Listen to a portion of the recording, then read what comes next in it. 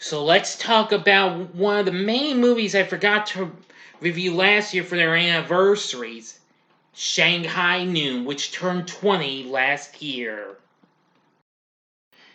Big D's Entertainment Rankings and Reviews. So greetings, my fellow YouTubers, and welcome to Big D's Entertainment Rankings and Reviews. My name is Doyle, better known to you as the Big D, and this time around I bring to you a review of the 2000 martial arts Western comedy buddy flick Shanghai Noon, starring Jackie Chan along with Owen Wilson and Lucy Liu. Anyway, and this film marked the directorial debut of Tom Day, who of course would later go on to direct movies like Showtime, Failure to Launch, and Marmaduke. The script was written. The screenplay, was written by Alfred Goh and Miles Millar. The film was released by Touchstone along with Spyglass Entertainment, and takes place in Nevada and other parts of the American West in the 19th century. Well, where this is a kind of a cross between a western with a kung fu action film with extended martial arts sequences. Of course, as reflected by its title, is a wordplay on the iconic western known as High Noon. And it also has elements of comedy and the buddy cop film genre, featuring two vastly different heroes, a Chinese Imperial Guard and a white Western outlaw who team up to stop crime. So, anyway, we start out in 1881. That's where we meet up with one of our main protagonists, John Wayne, a homophone for John Wayne. That's Jackie Chan's character, a Chinese Imperial Guard in the Forbidden City. After Princess Pei-Pei, aided by her foreign tutor, runs away to the United States, the Emperor of China sends 3 of his guards and the royal interpreter to retrieve her. Having failed to stop her escape, Wang insists on joining the mission. The royal interpreter, who happens to be Wang's uncle, allows him to accompany the party, and the captain of the Imperial Guards hopes the foreign devils will get rid of Wang. So when the party arrives in Nevada, where outlaw Roy O'Bannon, that's Owen Wilson, and his gang hijack their train, Wallace, a new member of Roy's gang, kills Wang's uncle, and Wang, who happens to be a skilled martial artist, fights off the gang before uncoupling the train cars and escaping on the engine. Wallace takes over the gang, leaving Roy buried up to his chin in the desert. Meanwhile, Pei-Pei, tricked into believing she was freely escaping her arranged marriage in China, learns she has been kidnapped by an agent of Lo Feng, a traitor who fled the Forbidden City. So Wang finds Roy and demands to know the direction the Carson Sea. Roy tells him the city is on the other side of a mountain, and so he leaves 2 chopsticks in Roy's mouth to dig himself out. Reaching the other side of the mountain, Wang saves a Sioux boy from the Crow tribe and half-consciously marries the Sioux chief's daughter. Falling leaves during the wild celebrations. Wang finds a small town and encounters Roy in a tavern, inciting a barroom brawl, which that was fun. The two are sent to jail and share each other's stories. Tempted by mention of the gold ransom, Roy offers to help Wang find the princess. After Falling Leaves helps them escape, Roy trains Wang in the ways of the cowboy, assisted by Falling Leaves, which is where they introduce themselves. This is one of my favorite parts, when John introduces himself. My name's John Wayne. John Wayne? John Wayne? That's a terrible cowboy name.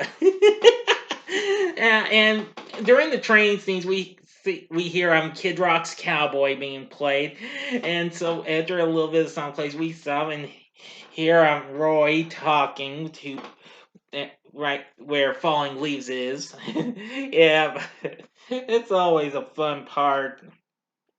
of this here movie.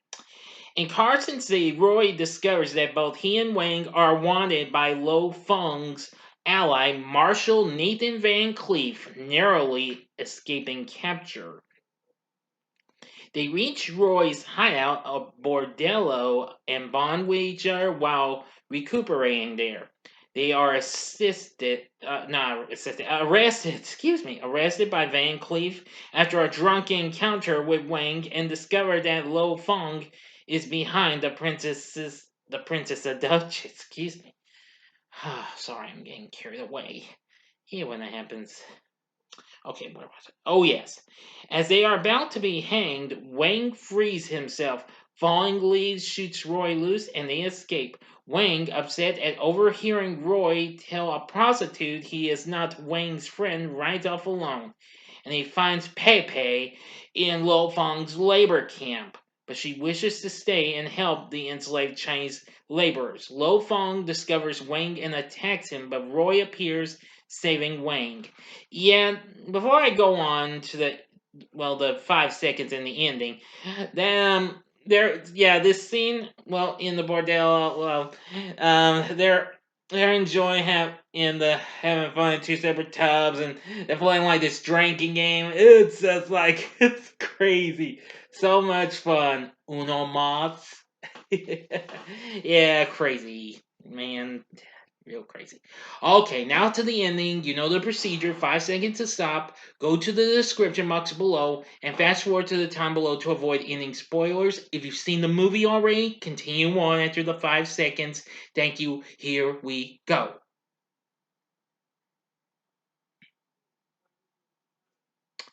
Okay, you've been warned. The next day, the Imperial Guards bring gold to the Carson City Mission Church to ransom Pei-Pei from Lo Feng. But the exchange is complicated by the appearance of Wang and Roy. Wang tells his fellow guards he will not allow them to take the princess against her wishes. As the guards and Lo Feng fight, Van Cleef arrives and engages Roy in a gunfight. Roy survives unscathed and shoots Van Cleef through his sheriff's star.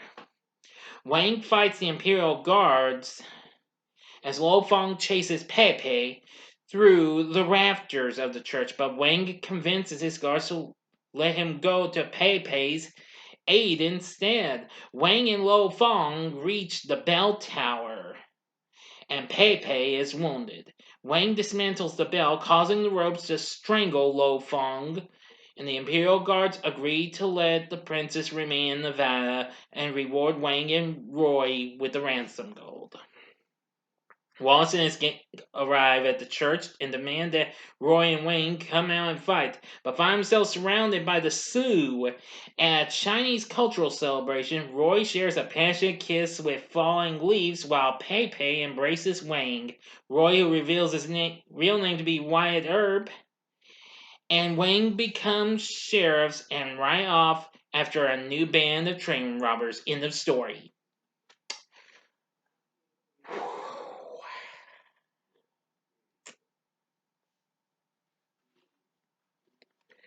So, what did I think of Shanghai Noon? Well, I have seen this numerous times. Just not so long ago, last month, I managed to revisit the film for the first time in years on Amazon Prime. It's still there, but probably won't be for long. But anyway, I love this movie. This is easily one of my favorite films of 2000. I love it.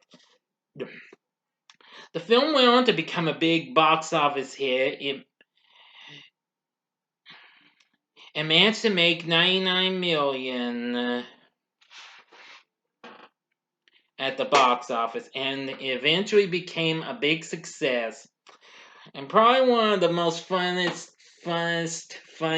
you know what I'm saying. Probably not a real word, funniest flicks I had seen. I mean, Jackie Chan and Owen Wilson actually nail it. They are absolutely really good. Lucy Liu is good. Let's see. Xander Berkeley, who plays Van Cleef, was pretty good. Roger Ewan as Lo Fong, pretty good.